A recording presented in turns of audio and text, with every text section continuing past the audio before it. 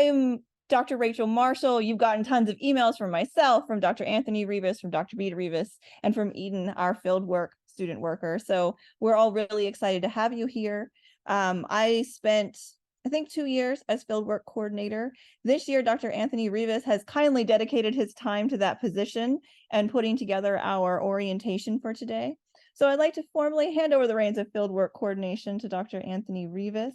He'll be your main source of contact with a lot of experience in field work and, of course, clinical counseling. I'll let you introduce yourself as well, but go ahead and hand it over to you.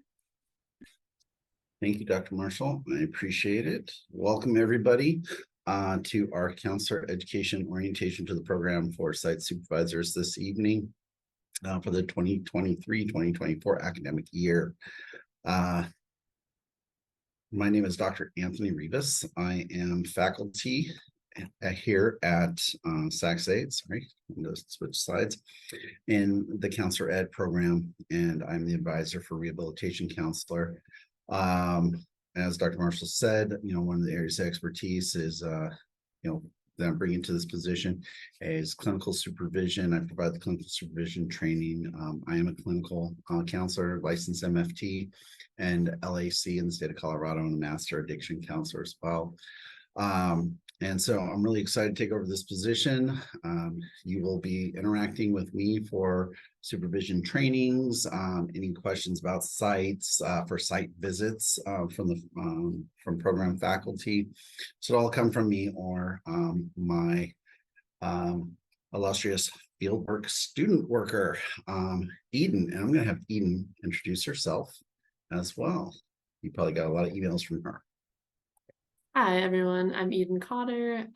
I am the fieldwork student worker, so I am in cohort 12, marriage, couple, family specialization. You've probably received some emails from me, like Dr. Rivas said, but yeah, feel free to reach out to that fieldwork email at any point that you have general questions, and I'm happy to help.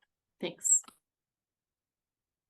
And the other faculty here is Dr. Beta Rivas. She's here for moral support, I think, and Sonia. So I'll have her introduce herself, and then we'll hop in. Hey everyone, this is Beta. I am here just helping with the transition with Sonia. In my role, I'm our program coordinator, the counselor ed program coordinator. So nice to see all of you.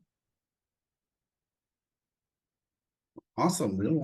We're gonna hop in, and we have this scheduled for 2 hours. I am a firm believer in brevity, so I just always want to preface this now, and I'm sure Eden, Dr. Marshall, and Dr. Rivas, and some of y'all have probably gotten emails from me. I have a tendency to talk in bullet points, so I always put that out early on.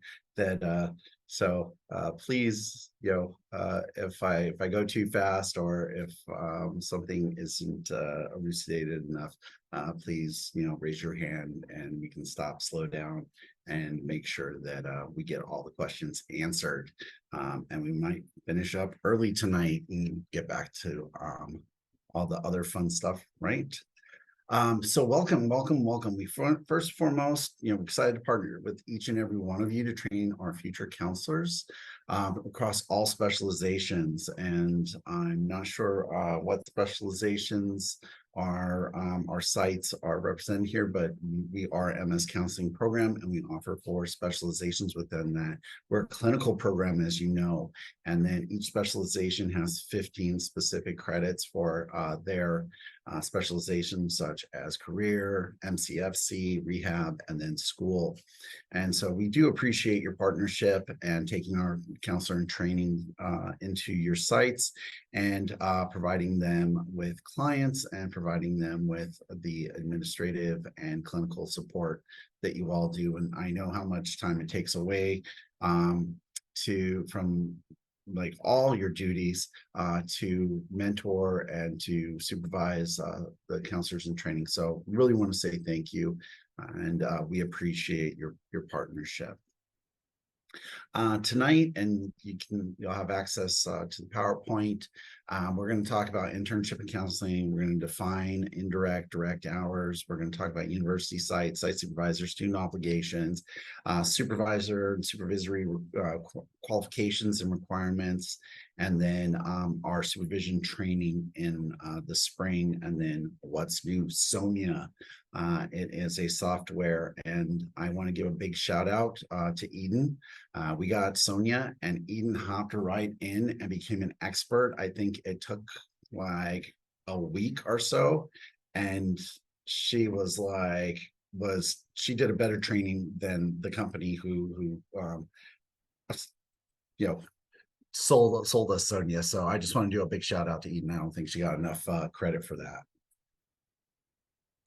So hop right in.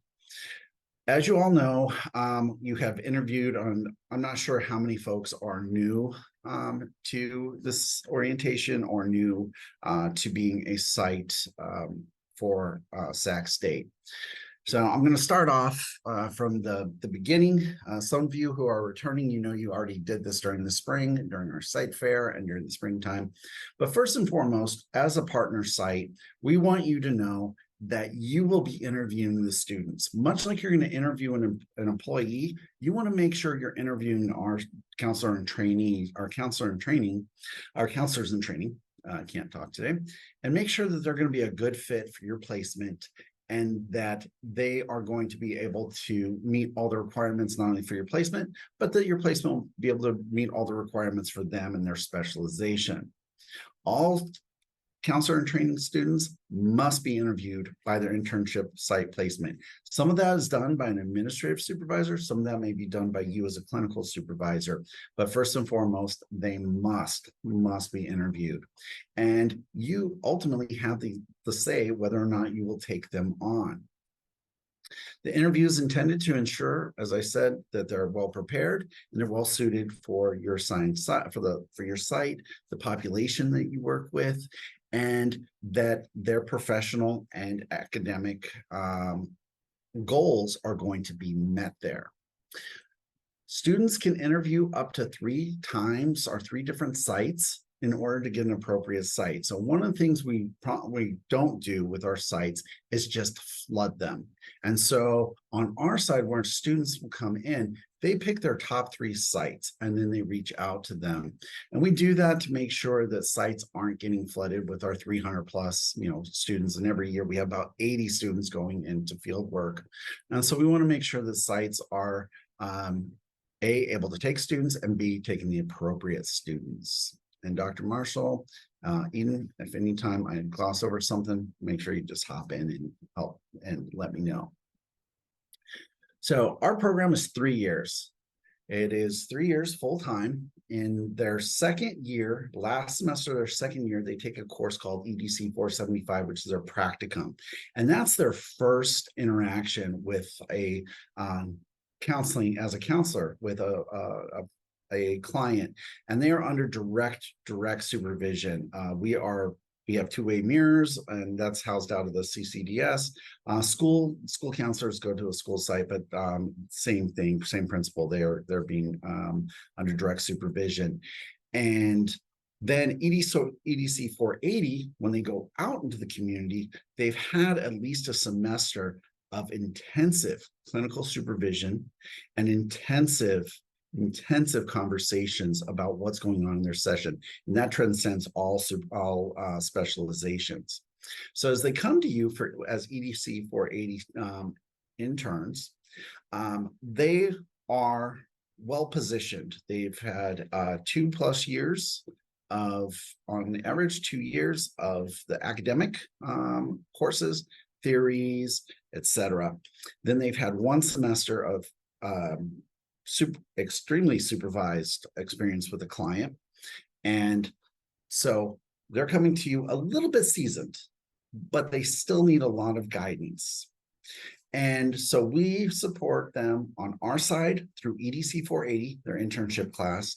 And then our expectation, both, and for us, it's accreditation and that you provide them also support in your site. I've noticed that some sites, and it happens, smaller sites, one person does all the supervision. Some sites larger, there are two, they split it up. And so today we're really talking about clinical supervision. And I'm not sure how many folks know the definition between clinical and administrative supervision, but clinical supervision is what the expectation is that our students are getting. Administrative supervision is all the onboarding, all the paperwork, what the leave policy is, et cetera. And sometimes some agencies call those task supervisors. What we are going to be concerned today when we're onboarding you all is about that clinical supervision piece, because those are the individuals that are observing directly the interns' practice, and those are the folks that are guiding the practice and also signing off on the hours. And so while we do have administrative supervisors and task supervisors, we're really focused on making sure that the clinical supervisor is the person that is observing them, because that is our requirement, that the clinical supervisor, we're going to talk a little bit more about credentials and licenses, et cetera, in a couple of slides. We want to make sure that the experience our students are getting is intentional. It's designed to increase their efficacy as future counselors, because you think about it, in one short year, these students are going to go from a training program out into the world. And so one of the things we want to do is make sure that they are getting that clinical experience, whether it's in school, a community mental health agency, a career counseling agency, or a Students with Disability Services office. We want to make sure that they are being deployed and utilized as a master's level clinician would be, with all the supports offered to a counselor in training. So we do ask that our placements, that all of y'all provide a variety of experiences within it, within your settings, such as group, individual, couples. For MCFC, it's a requirement, and to make sure that they're a well-rounded clinician for school setting, that they're sitting in on all the areas that the school counselors, day-to-day school counselors would be doing. And so that goes for all super placements. Any questions or anything popping up in the chat that you need to attend to? Anything you want to clarify, Dr. Marshall, Eden? All right. All right. So I am big on supervision. If you've met me before, I live, breathe, and love clinical supervision. This is not a supervision training, but I always include the definition. So as sites, I want and partner sites, we all as EDC 480 instructors, and I teach a section, and site supervisors, we need to understand the gravity of what we do and what it means to take on an intern. And so Bernard and Goodyear, they define supervision as intervention provided by a senior member of the profession to a more junior member or members of the same profession. The relationship is evaluative. Okay, that's a big one, because we're going to ask you to evaluate all your counselors in training that you take on, all your interns that you take on. It extends over time, semesters, right? 2 semesters, and has a simultaneous purpose of enhancing the professional functioning of the counselor in training or the intern, monitoring the quality of professional services offered to the clients that the intern sees, and then serving as a gatekeeper for those who enter the particular profession. We take our role very seriously. And one of the things we do, and we know that our site supervisors also take their role very seriously. And so we want to make sure we're both communicating that to the students. High expectations, high support. As supervisors on both EDC 480 and as clinical supervisors, we all wear some really important hats, and SAMHSA has a great definition of the hats that we wear. We facilitate the integration of counselor self-awareness. We help them with their theoretical grounding and knowledge development around particular theoretical orientations, how to appropriately deploy those interventions, and then the development of their clinical knowledge and skills. We do much more than the micro skills, right? during this time they're with you, they're going to grow and they're going to try different interventions. And they're going to learn not only about your agency, your facility, but they're going to learn about the profession as a whole, that professional identity. And then our role is to help them improve their functional skills and professional practices so that when they do graduate, they go out into the world that their skills are well developed. Obviously, they're not a professional counselor fully because there's time that's going to take to do that, but they're well-rounded and they're well-informed and they're well-trained. And so not only is that a expectation of us for you as site supervisors and sites, but hopefully it's expectation from you all to us in this partnership.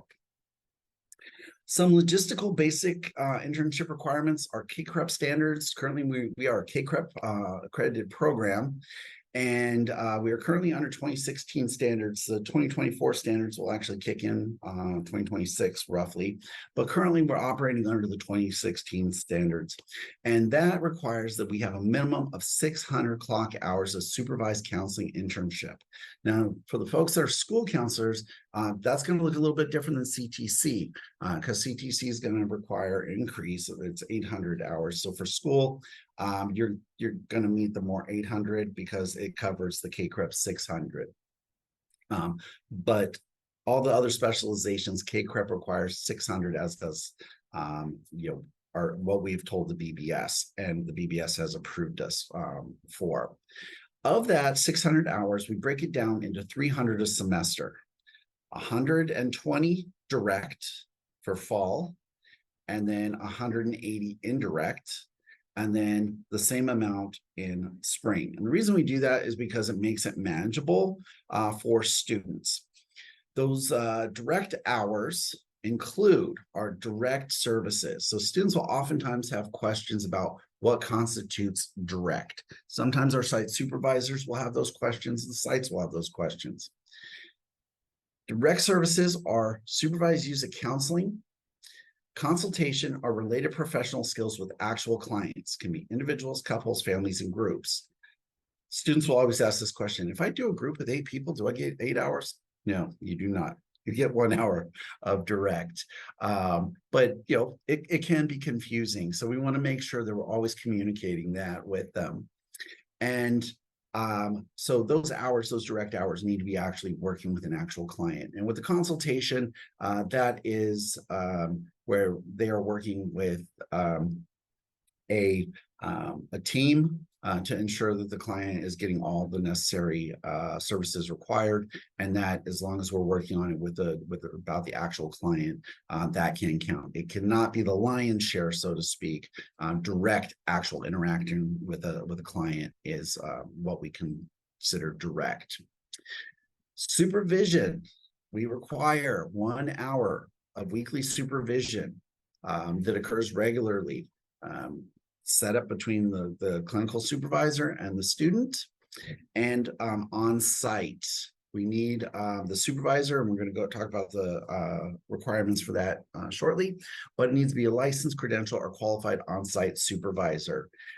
During this time, these students and counselors in training, interns, we're going to use those terms interchangeably, they require a lot of support. They are not counselors yet. They are neophytes. They are still learning. And so we do need a qualified on-site supervisor who can be there for emergencies and to help them walk through anything they're being stuck on.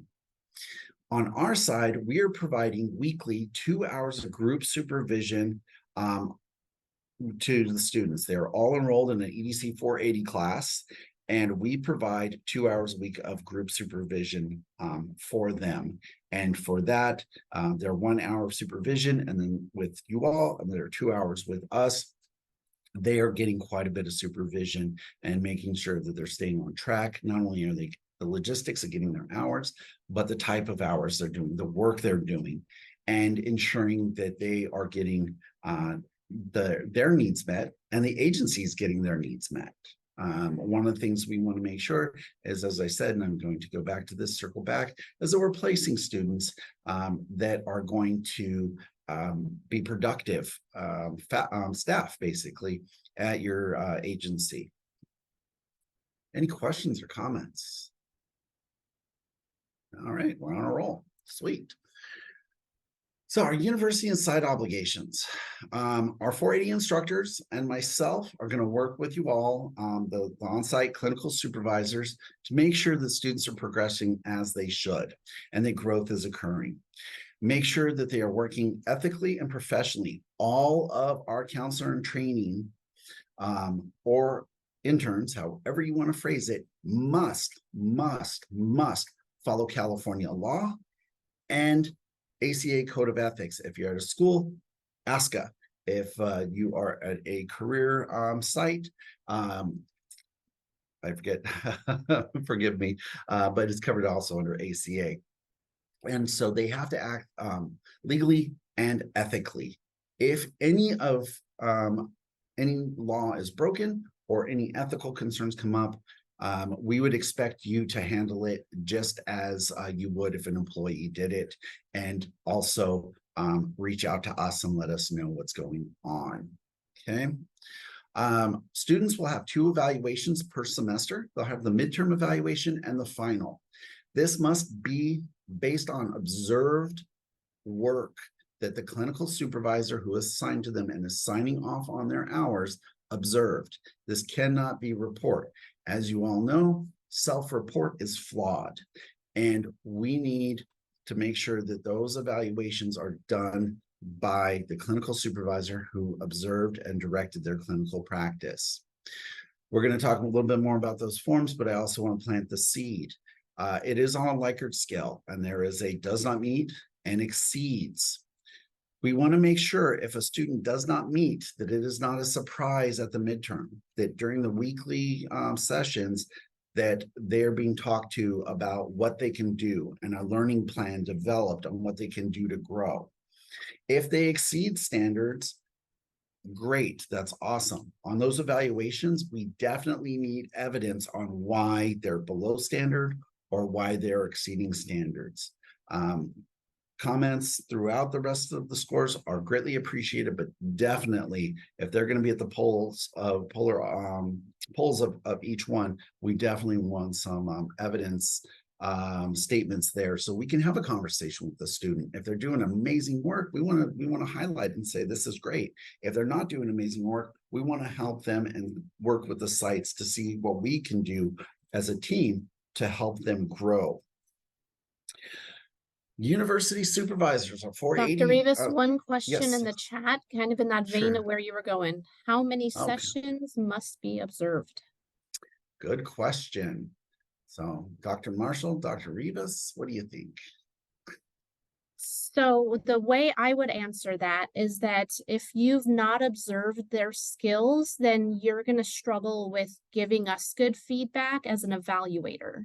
So while I wouldn't put like a number of sessions, really, it's just enough for you to be able to how you would be conducting supervision around skills, professionalism, kind of depends on where they are in the process. So while that leaves a lot of wiggle room, the one thing accreditation mandates is that 1 hour a week that you're providing, and that you have enough information from observations to give adequate evaluation of them. And I always like to put in something from my supervision training. So it's a nebulous answer, but you cannot sign off on something you haven't observed. As site supervisors, clinical supervisors, I always like to highlight that the student is under your license, and albeit in California, the BBS, the sites are exempt sites. They're considered exempt when you're working with interns. That doesn't prevent malpractice suits from happening. And so you want to observe them to ensure and reduce that liability. And so there's not really a number on it, but you want to make sure that you're observing them enough so that they are doing good clinical practice based upon empirical evidence and best practices within the field, and to limit your direct and vicarious liability for malfeasance or misconduct. And then based upon that, You also have to observe in order to ethically fill out that mid-semester and final evaluation. So that's how I would answer it. No, Dr. Reeves is a little bit softer. I'm more direct on that one. I would Uh, Oh, if go I ahead. could, sorry. I would also add in, generally, they're asked to bring a recording in for their 480. And in 480, even though I usually ask them, like I ask them to do two, and the first one I'm like, show me something you're unsure about. And in the second one, I'm like, show me something you did strongly. However, they're presenting to the whole class. So they're trying to put their best foot forward.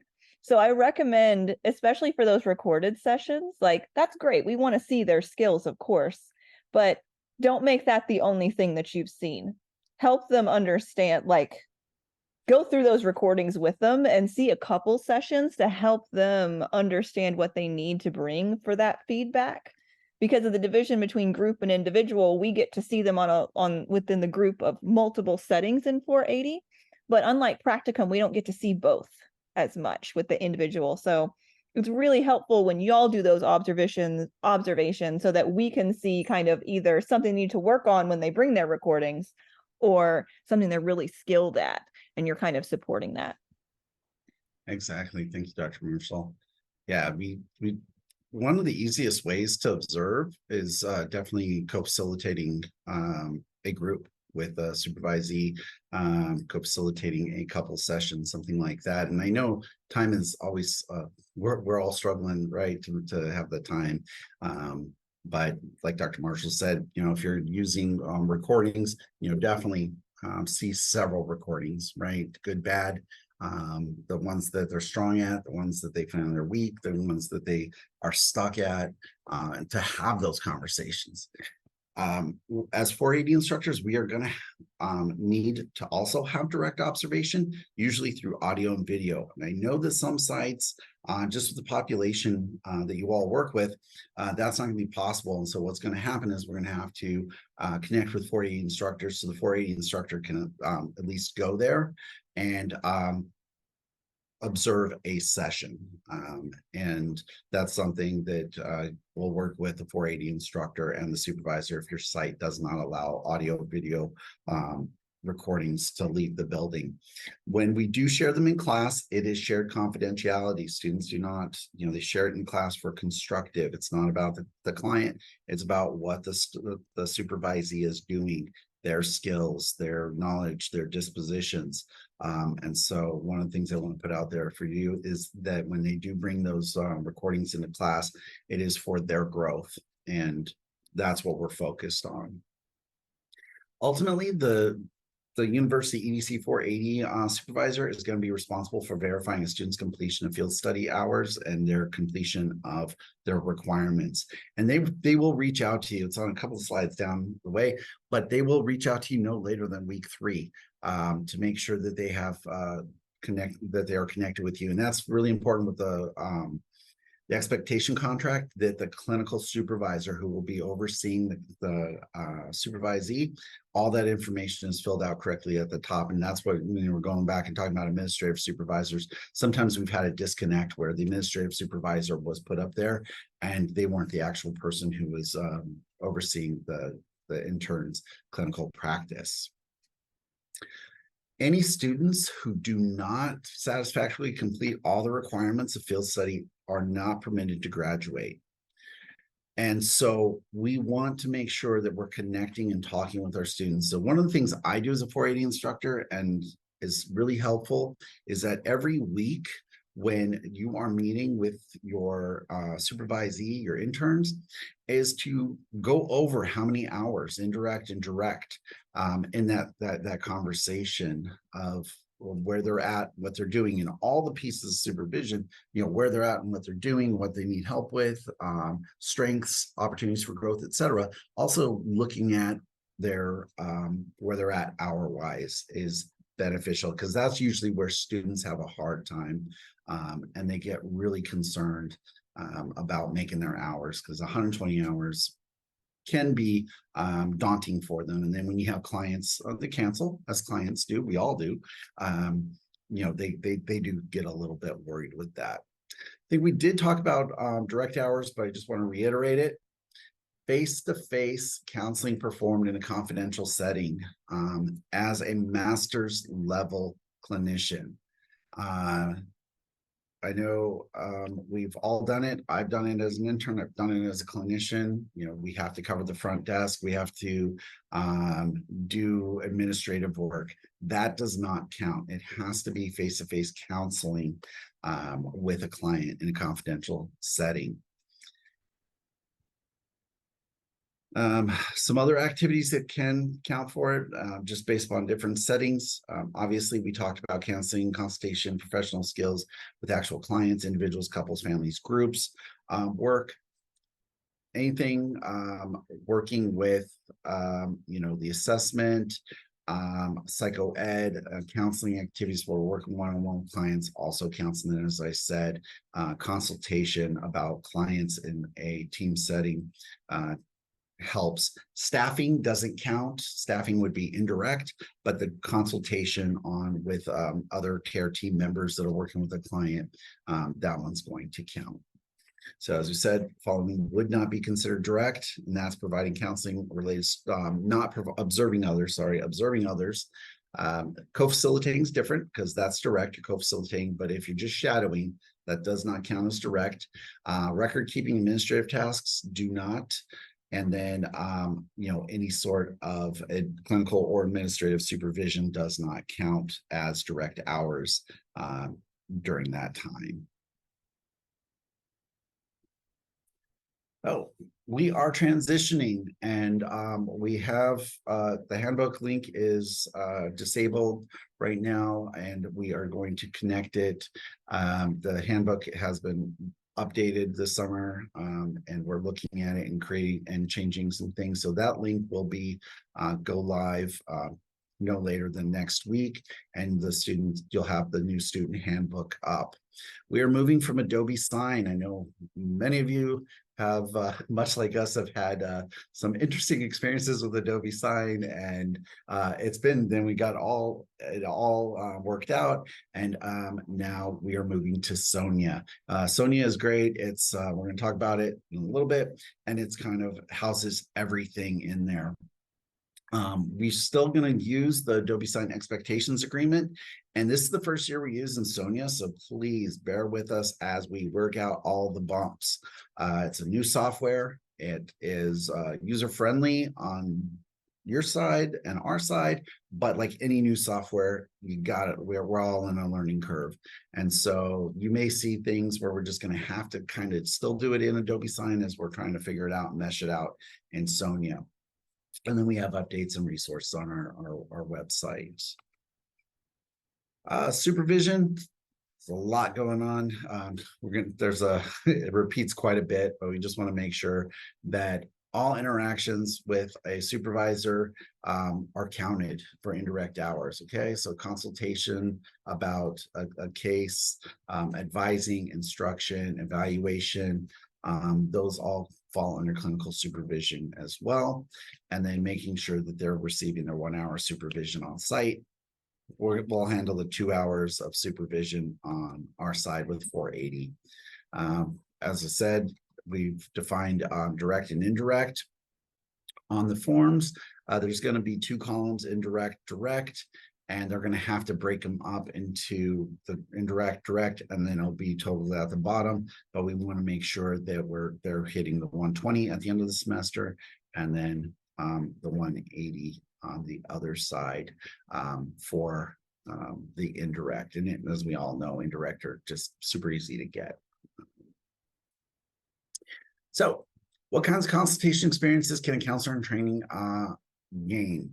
You know, working within a system of care, you know, working with support persons, these would count as those direct, working with parents, being part of IEPs, actively part of an IEP, working with school counselors, with the student actively working with teachers to develop plans for students, and working with students directly in the classroom. Those would all, those consultations would work. Any thing you want to add, Dr. Marshall or Eden?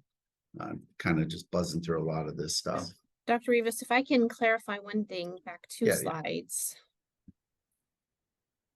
And one more. So with the hours, and that actually go back to where you were, my bad. So one thing I'd like to clarify with the hours, because sometimes students get confused, in order for them to graduate, they need the 600 hours in total. And we have it divided evenly. And that's where that 120 comes from for the semester in terms of direct hours. Now there's some wiggle room with it, but the more direct students put off, the more challenging it is for them the next semester. So something to just be aware of is, do they have the caseload that they're going to need to get their direct hours? Because there's been times that that's been a struggle. The other consideration for school is that they need 200 at each level. And so they've got to balance that out depending on if they're continuing with one of the schools for the whole year and adding another site, or if they're going to be switching. So that's the second consideration. And I'm sure it's in here. I don't know if I'm adding something too different, but coming as we move into next cycle, we'll have an increased hour requirement for school, but that'll come later. Hope I didn't confuse anyone with those ads, but there is a little bit of wiggle room, but that's probably the most challenging thing, is that we are hoping you can help your supervisees manage their time so that they can get the minimum hours that they need for the semester. And if we hit that midway and they're struggling, that they are reaching out so we can help support that. I don't know. Hop ahead, because I just realized that previous slide doesn't make sense. So for all students, all specializations, currently it's 600 hours. For the students who are in school counseling, and that CTC requirement is coming up, that's going to be increased hours. But for this cycle right now, everybody's at 600 hours. As the other Dr. Rivas said, making sure that their client loads are sufficient enough where they can get those 120 direct hours. Usually in the fall, that's where we see a deficit for students, and they're trying to play catch up. Not only in the fall do we have holiday breaks for both K-12 and higher ed, but oftentimes the students take a little bit to get going once they're placed at a site. And so that usually increases the anxiety level of the supervisees. And so as sites and site supervisors, please work with them to ameliorate those anxieties, and to also help them get a caseload that will get them to their hours. If for some reason, based upon how your site works, or if the student is deficient in hours, they can bank hours between breaks. And so we do not have a winter session. Generally, our semester ends December 13th, and then we're back roughly the week after January 20 something. So there is a full month where they have off. Students can, during that time, recoup some hours if they're deficient in hours. They can recoup 40 hours. Or if they would like to bank hours, or if there's a need at your site, they can work up to 40 hours. Only 20 of those can be direct. The other 20 are going to be indirect, but they can only acquire 40 hours during that time. And they must work with an EDC 480 instructor to make sure they're under both university supervision as well as their site supervisor. So if they're going to be at your site and during that winter break, they need to have their university supervisor as well in the loop and supervising that 40 hours of work. So that's something that does happen. If a student is deficient in hours in the fall, our 480 instructors should be made aware as soon as possible. And depending on how close they are to their hours, there's going to be different things that we can do. So one of the things, making sure that we're constantly in communication, both the 480 instructor and the site, to understand where the student's at, not only growth-wise for the midterm final evaluation, everything in between. And So that's a huge part of communication between both the university and the sites. Liability insurance. Each intern is required to purchase liability insurance. They should be providing it to you. They have to upload a copy for us. And as we said, we thank you for partnering with us and taking that risk. And so we make sure that we explain to the students the gravity of what they're doing, that this is not an academic exercise, that this is a learning experience, but what the gravity of providing counseling and all the the necessary steps that they have to take. And so they do have their own liability insurance. If they don't provide it with you, provide it to you, let us know. Their EDC 480 instructor, let me know, and we will follow up with them. Eden does send out emails reminding them to upload a copy of it before they go into working with clients. They need it before they work with clients. If they are a member of ACA, it's provided with their student membership. And that's probably the fastest and easiest way to do it. They can break up their ACA membership monthly. And that is our professional organization as counselors, school counselors, ASCA, but ACA covers all of our other specializations. So supervision, you all will be providing supervision. And we thank you for that. It is a tough job to do. It does take up a lot of time and effort, especially if you have a lot of interns.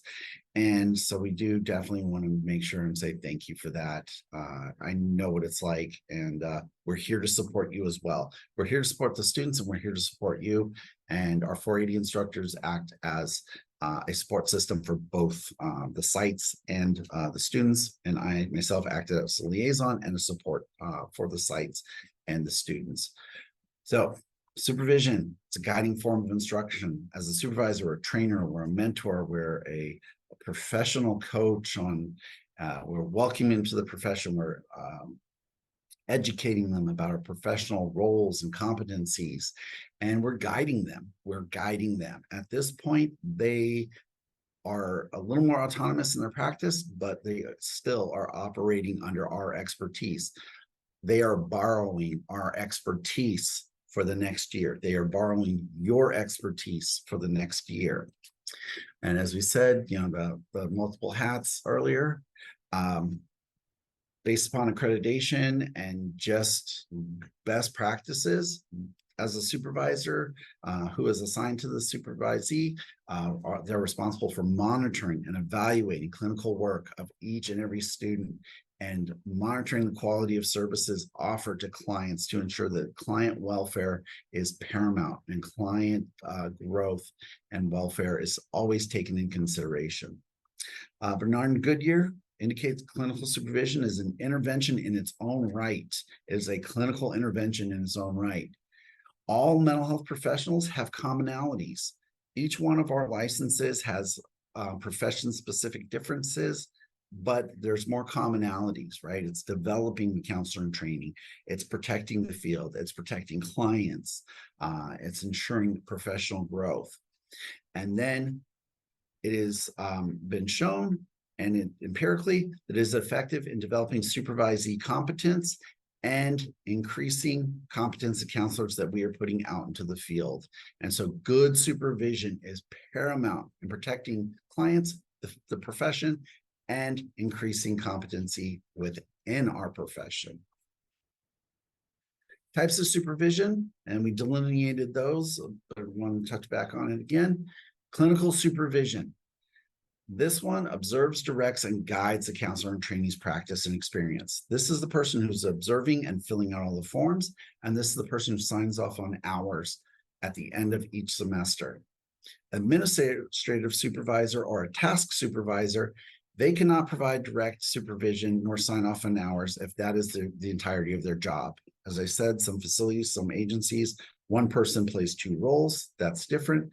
But if your agencies, those roles are broken up, we need contact and communication with the clinical supervisor who's actively guiding, observing the counselor and trainee's practice. Individual supervision, that is one-on-one supervision, where we are working between a supervisee and a counselor in training. That supervisor guides their practice and ensures that they are doing everything they need to do. Triadic supervision is a relationship between a supervisor and two students. That is acceptable for clinical supervision in that weekly one. And you can correct me if I'm wrong, Dr. Marshall or Dr. Rivas, but that one can count. Then group supervision is what we provide, and that is more than two students. So generally at your site, you're going to be either involved in individual or triadic supervision with our counselor in trainings, our supervisees or interns that we place with you all. Any questions on that? So just making sure that we're always, the person observing and signing off on hours is their clinical supervisor, the person who's observing them, the person who's credentialed and licensed appropriately. As we said, KCREP requires that we provide an hour and a half of group supervision. We do that weekly. Students need to bring in audio, video, and we go through that with them. As I said, it's always the focus is on their skills, their skill development, and supporting their practice at your site. KCREP requires for sites that they provide that 1 hour of individual supervision. And that's part of the MOU or the agreement that your site signed with the university. And it was a list of agreements of what we will provide and what you will provide. And all offsite placements provide their own supervision. And students with our CCDS, that's something, students that are doing their internship out of our clinic, that's going to look a little bit different, but that doesn't pertain to this group. Anything to add? All right. So what qualifications do we need for a supervisor? First and foremost, anybody who's going to be directly supervising our students, we do ask that they fill out a brief survey at this Qualtrics link. We'll have that. I'm sure Dr. Marshall probably had already sent it to you previously. If not, let us know and we'll get that link sent out to you and have you upload your qualifications, your current resume, CV, etc. To that site. And so for our accreditation and standards, we need our site supervisors who are supervising, clinically supervising, directly supervising our students, that they have a minimum of a master's degree, preferably in counseling. In that specialization, we do have some supervisors that are in related professions, such as LCSWs, etc., but a minimum of master's degree. Relevant certifications and or licenses, so PPS credential for school counseling. School counselors, they need to be supervised by somebody with a PPS credential. So that'd be a relevant certification. We would love, all of our students to be supervised by somebody with a professional license, but we also understand that, having the relevant license and certification is appropriate. Minimum 2 years professional experience in the specialty area in which the student is enrolled. And so generally in California, you have to have 2 years of professional experience after post-licensure to supervise. And so we do ask for a minimum 2 years professional experience. Knowledge of the program's expectations. Sometimes we all sign forms, those expectation forms students throw in front of us. Make sure you go through and read line by line. Understand our expectations when you reach when the EDC 480 instructor reaches out to you. Please clarify, make sure you understand our expectations, and they should be also asking you your expectations of the students and your evaluation procedures for the students. And then relevant training and counseling supervision. We do a counselor supervision training every spring, but there are outside agencies. NBCC offers the approved clinical supervisor credential. AMFT offers the approved supervisor credential, and other professional organizations will offer supervision training. I recommend it. It's helpful having those credentials or going through the training as well. Those are definitely helpful when you are doing supervision. So MCFC supervision requirements. This one is a little bit different because MCFC students can start counting hours before licensure. That is not a requirement to partner with us. That is up to the clinical supervisor if they want to sign off on it. There is no expectation that you will do it. And it is something that if your site wants to do, then make sure that we know that that's happening, and that the student knows that that's happening, that they can use those hours. But as I said, I'm going to clarify, it is not in expectations. Our students do not go to sites. Our MCFC students do not go to sites with that expectations that they will get those hours, because that is a whole set of other things you have to attend to for those hours to count pre-licensure. So the difference between supervision, training, and orientation of the program. Orientation is today, right? It's PowerPoint. We're just kind of giving you an overview of our program and outlining basic needs that we have for you all by placing our students there. Our supervision training, we go into in the spring symposium, and we go through theories of supervision, how to provide supervision, vicarious and direct liability, etc. And so that one is really focused on the aspect of the skill of supervision. And we do also have a module of supervision training that you can access. Just email us or email Eden at COE Counselor Ed Fieldwork, and we can get you connected with that. At the end of the Counselor Ed Spring Symposium training, we can offer you a certificate that indicates you've been through a training with us. So any additions, Dr. Rivas, Eden, or Dr. Marshall? Not yet. We will have a poll to see what kind of interest in continuing ed you have, but supervision, we have to, they're just two accreditation standards. One, we have to provide an orientation to the program so that you're acquainted with our requirements. And then the second is supervision training. If you've not had it, it's something we have to track. Same with the qualifications. So some of the things we ask of you are related directly to having artifacts for accreditation. So thank you all for participating in all those pieces. We appreciate it. So as we said, site, they have to have 1 hour of individual supervision with appropriately licensed or credentialed supervisor, and they have to be physically on site each day the student is working at the site. Individual supervision is in addition to their weekly group supervision that they get from us. So you'll providing individual, we provide group. Students will have to interview with you all. You can, at any point, if a student is not a good fit, make sure you are talking to them. What can make them, how can they learn and develop and grow at your site? Just like an employee, right? We don't just go to letting them go. We do some mentoring, we do some interventions. Anytime something like that happens, you need to be in direct contact with the EDC 480 instructor and CC me on it.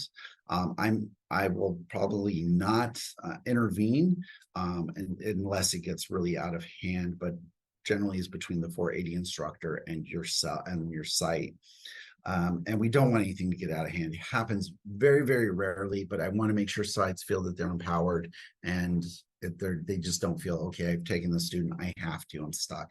No, we can work and we can help the student grow. We can all work together as a team. If you have not partnered with us and you're coming here because you want to partner with us, definitely make sure that you let us know, and you can contact me. It takes about 6 months minimum for agreements or MOUs to go through. So if you are in the process, it does take a bit of time. And so, just let me know if that is where you're at today.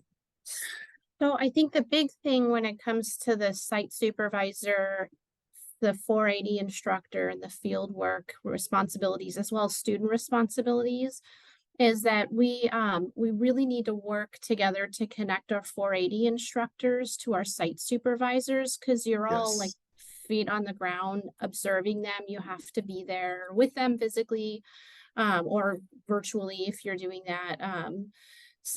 But the supervisor has to be at the site that the student is in. And then on the other side, the 480 instructor is there to support the mentoring. And so that collaboration between the 480 instructor and the site supervisor is really important. So in order to facilitate that connection, we've worked really hard to try to get those Form 3 expectations contracts going sooner, so that they can start to make contact with you. So you should be hearing from the 480 instructor very soon. And that's your primary contact if you have any questions. And then like Dr. Rivas said, or Anthony said, if you have anything big, the COE counselor at fieldwork is the contact, the fieldwork coordinator is the contact. If you have any other questions, that's kind of the coordinating entity overseeing all of it. But please try to connect with the 480 instructor, because we're going to try to maintain those contact logs, and they're there to support you. And if anything comes up with students along the way, that's a good place to kind of intervene and be on the same page potentially, if you need to deliver any feedback maybe that could use both of you together for the student to hear it. So just know you have the support here. And that's what this slide is talking about. That let me know if you haven't been contacted by the university supervisor by, it says week 4, by week 3 of the semester. So next week is week 1. Let me know. Reach out to me if you haven't heard from 480 instructor. They might have the wrong contact information, and I can get you connected with them. Make sure that students are providing you with documentation, that expectations contract. Make sure that you're letting us know if there's any concerns or how we can help support you. The midterm evaluation and final evaluation, got to make sure those are in at appropriate times. And your students, now with Sonia and Eden and the other Dr. Reeves can speak to this more. It's going to go through Sonia, but in case we hit a bump, we can still initiate those forms through Adobe Sign. And so just got to make sure that those forms definitely do get filled out. This is a collaborative partnership. We're here to support both you, the students, and your work and their learning.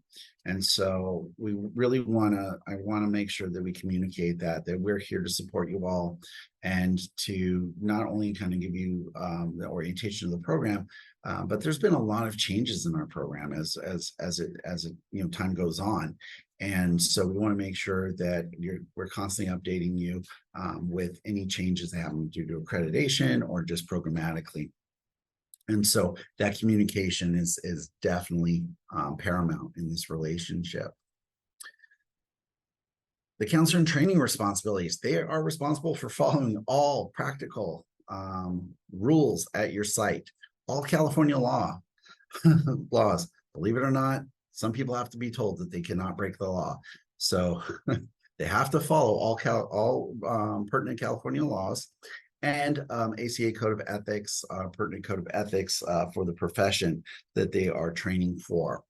And they are only to use empirically based interventions, evidence-based interventions that are appropriate for that group.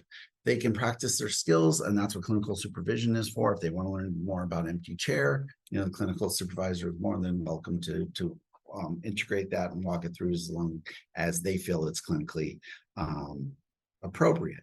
And students will be professional and attend all supervision meetings and use that time appropriately.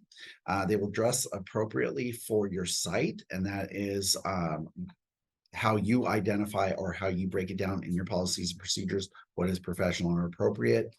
Any behavior that is inconsistent with a professional counselor, demanding, threatening, rude behavior, anything like that needs to be communicated back to us.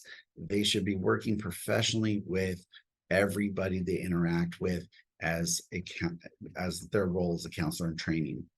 And they are expected to appear to all sessions that they schedule and all events that they've been contracted to do, trainings, etc. Anytime they have a vacation or a break, just like your employees, they are to communicate that and request that time off, and to ensure their clients have somebody to work with during that time. They're expected to be self-reflective, to be open to taking and implementing feedback, to that self-examination, to using supervision and understanding the role of supervision, that supervision is hierarchical, evaluative, and that you are ultimately guiding their practice, and to be open to new learnings. These are all things they've been told, and so the expectation is set there. They're immediately to inform their supervisor and course instructor if any difficulties are encountered. They are encouraged to use the chain of command at your site if there's something that comes up.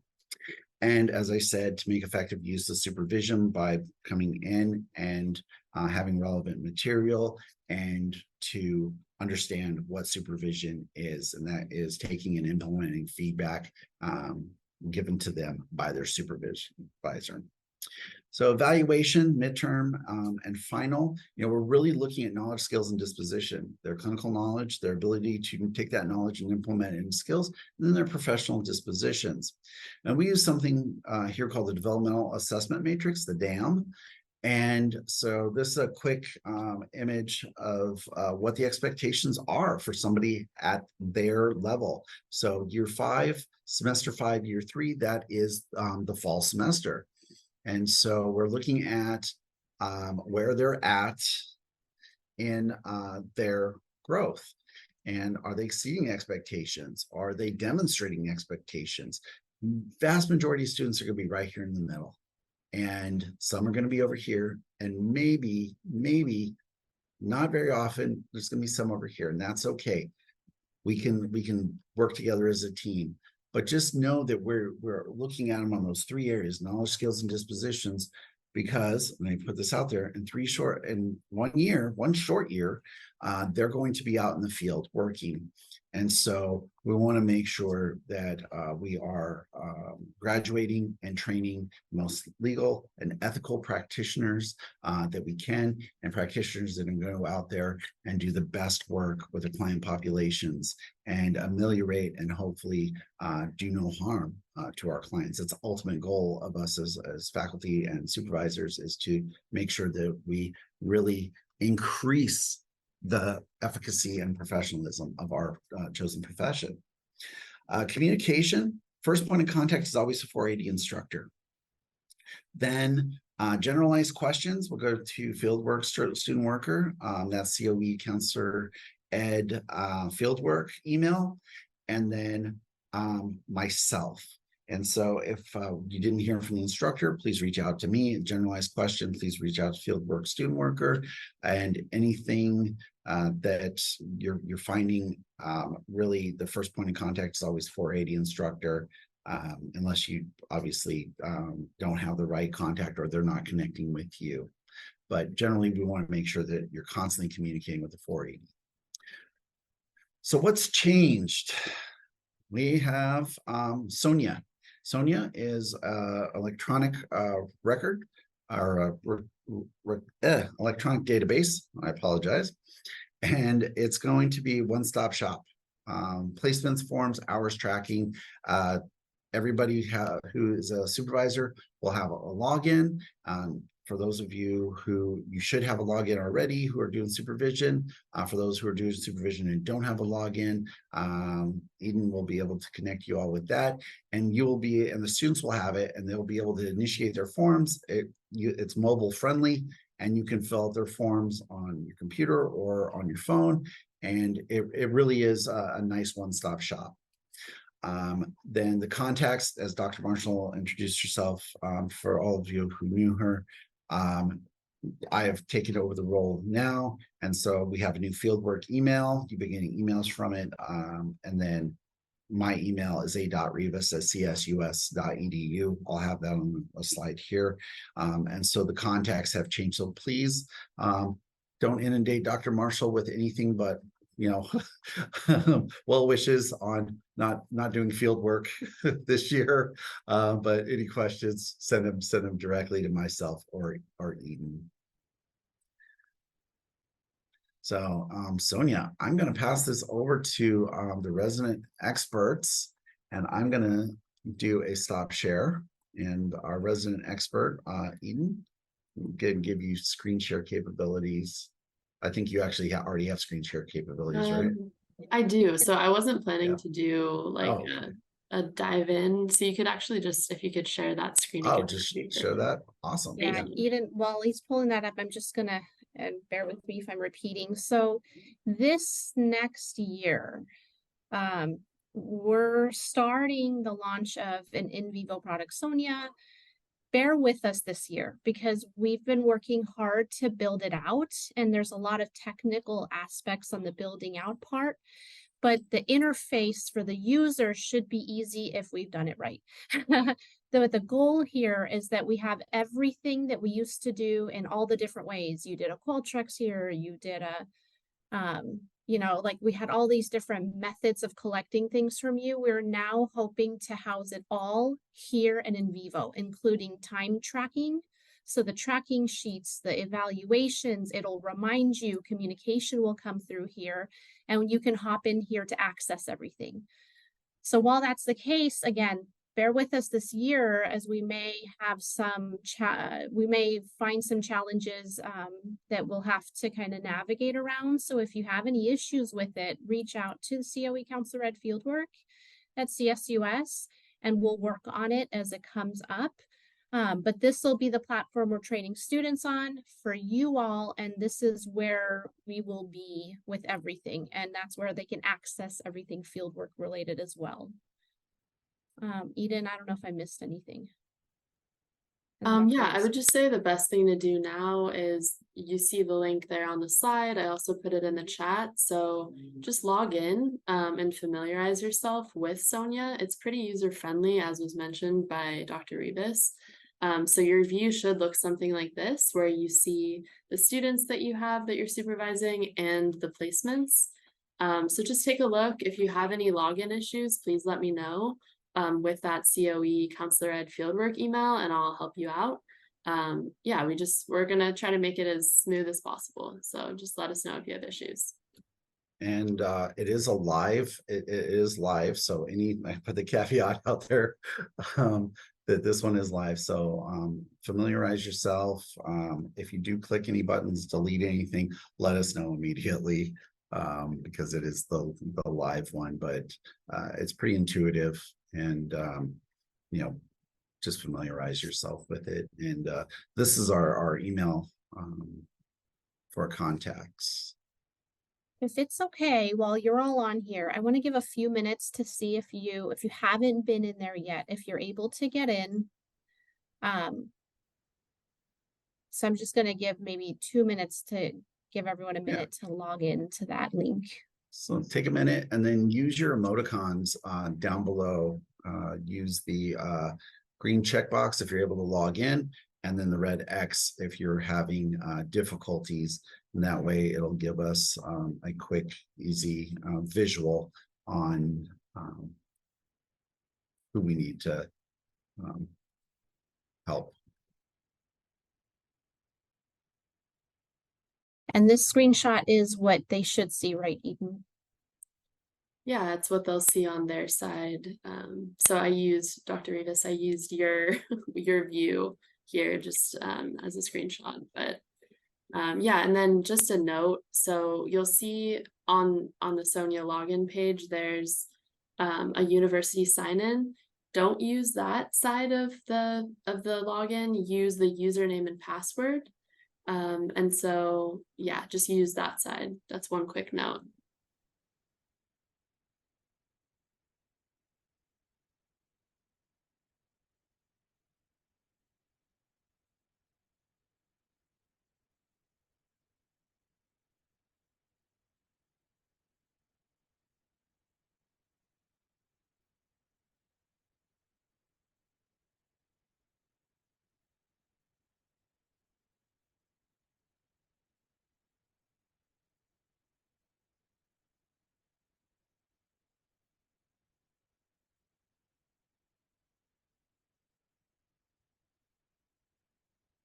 going to just do a quick screenshot. So here, site,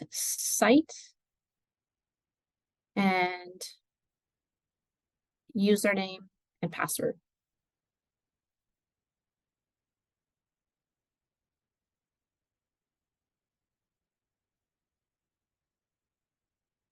And then there was a question in the chat about how do I get my username and password. So there should have been an email from Sonia that had your username and then prompting you to set your password.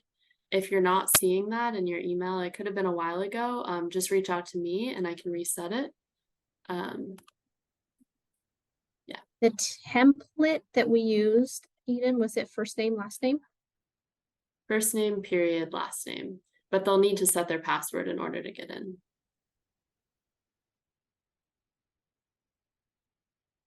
Oh, that's a good question. If you're using Sonia from another university, I think it's going to be separate because ours will be linked to our Duo. So we've had to add you into our system. Yeah, that is correct. Oh, that's awesome. So if you've all used it, then this should be kind of familiar. And then you can let us know if we messed anything up. New technology is always a learning curve. Yeah, and then So- for those of you that have been with us and done the site fair, this will be the system we'll use where students can rank and you can see where they've ranked. So we're going to be deploying that system next spring where they can rank, you can see, and you can do the higher offer all in Sonia for those of you new to it. And Yeah, that'll be nice because you'll get alert that students have selected your sites. You'll be able to go in, set up interviews, interview them, rank them, select them, and they'll get the welcome or denial that way. It'll really automate the process and make life easier for both students and sites.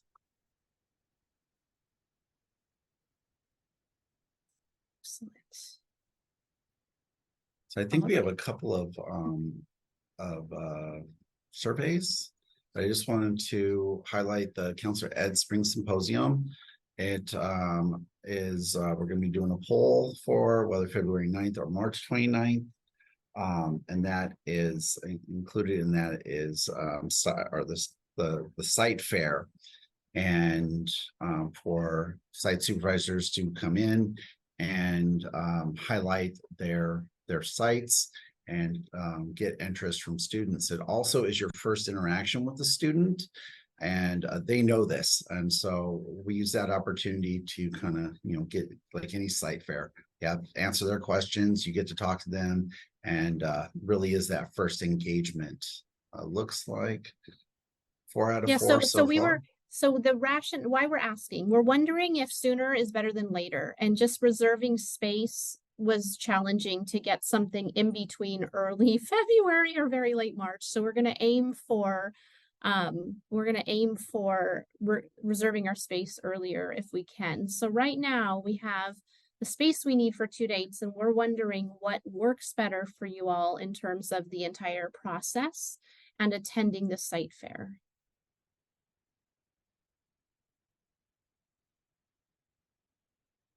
Well, please take the time to fill out that survey, and that'll give us a and we understand that not everything will meet everybody's needs, but we'll go with what the majority votes. Yeah, so earlier is better. So it sounds like February early is better. And so we have February 9th and 10th reserved at this time. Eden, there's another poll.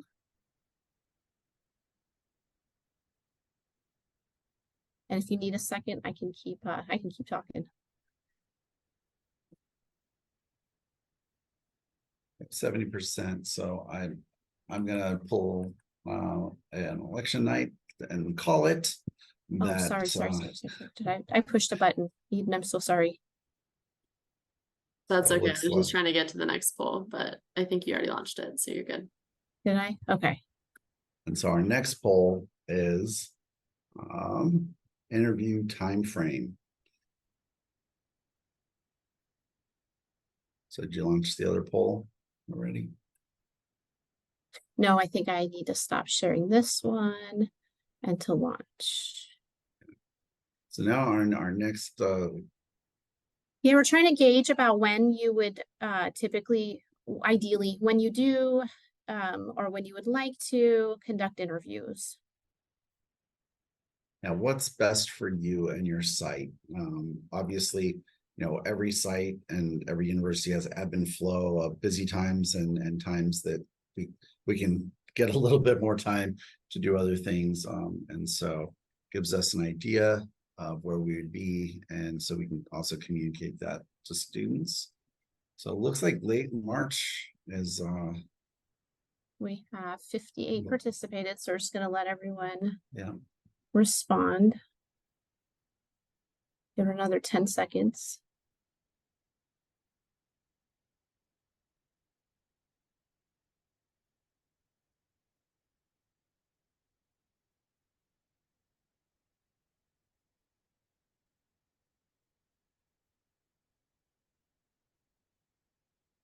Final call, if anyone's not responded, please do so.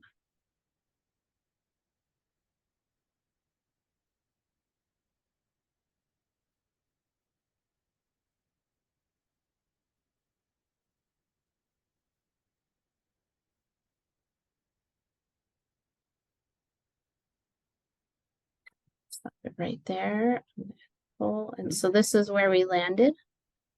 Sounds like late March for interviews is probably the most common, second to late February.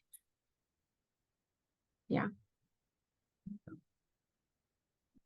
And last question. In terms of continuing ed, what types of opportunities or workshops would you be interested in seeing if we were able to offer this? Check any or all that apply.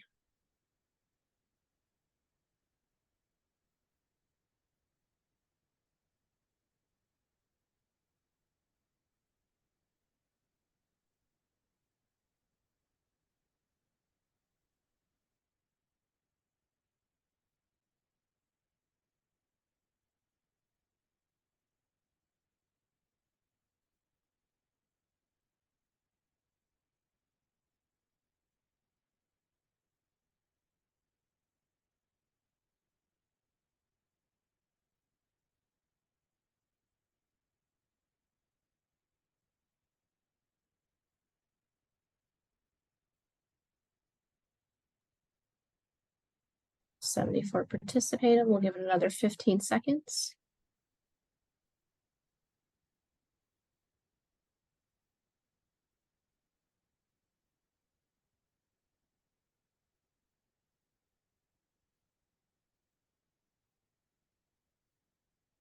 Excellent. If you have any ideas, feel free to share them with us. And this is where we landed. This is a really big help. So I'll give some background and some of these talking points. So one of the things we've been trying to do with our counselor education spring symposium is we've tied our site fair with I guess everything all at once. So we can capture our site supervisors and our sites for supervision training. And we've been trying to capture students in terms of like our Chi Sigma Iota induction. Alumni are welcome to be inducted and to join Chi Sigma Iota, our professional honor society. Our chapter is Chi Sigma Sigma. We also have an alumni network that we've begun. So there's now an counselor education alumni network. And this network, one of the first events we have coming up formally under the network is this September 21st, 6 to 9 p.m. at Sac City Brews. So if you're able to join us, we're trying to create both a social as well as a fundraising opportunity to support our program funds and our scholarship funds. The other task of the alumni network is to help with creating a speakers bureau. So if any of you are alumni or interested in just becoming part of the speakers bureau or have any, no, go back, just go back one more. Yeah, I'll stay there for a minute. Have any interest in joining and participating, this would be a really good avenue.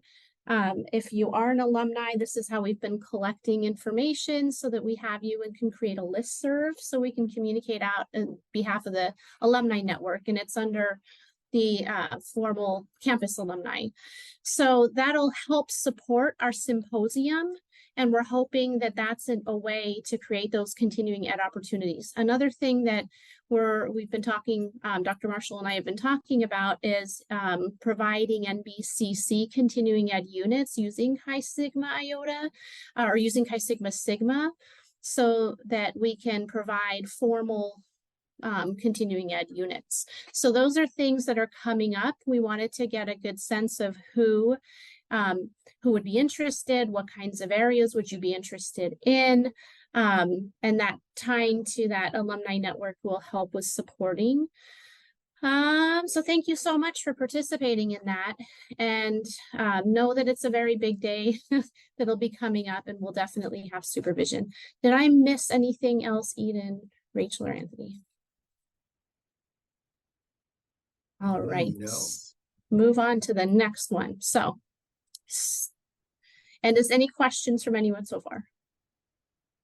And go back one more, please. So the other thing is, so we just went through a CTC transition, and we've updated some things to the new CTC transition. Now we're going to be working on our KCREP transition plan. The 2024 standards have come out, and programs are going to have 2 years to come up to, if I have that right, Dr. Rivas, by 2020. Yes. Yeah. So by 2026, I believe we have to be up to the new 2024 KCREP standards. So there'll be some things with that may change, but in looking at it, it doesn't look like it's anything too significant, but we will communicate any of those changes as it may impact any of the field internship related tasks.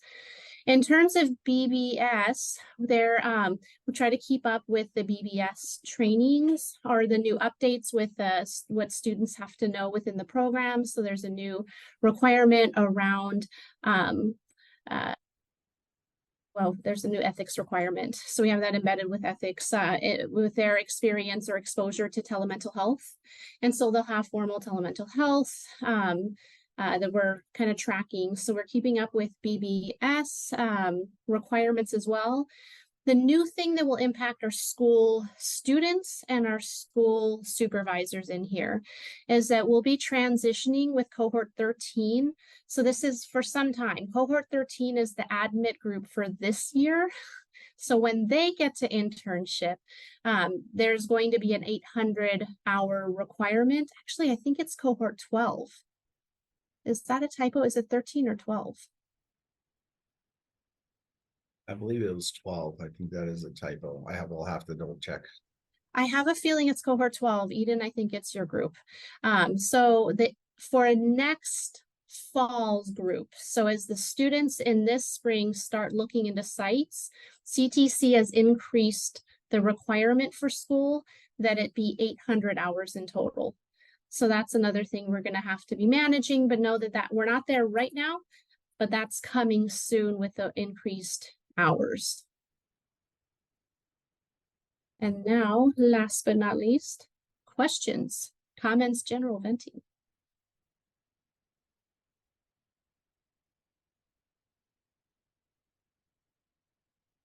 Any questions about the program, requirements, any programmatic changes we've had, anything about accreditation, anything about what you should expect from the students?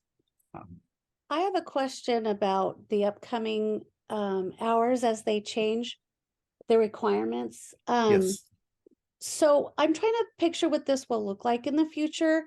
And will it look like interns will be at our sites like full time? Like, is that kind of what it would look like? Instead of 2 to 3 days a week, we get them 4 to 5 days a week, like they're full-time interns?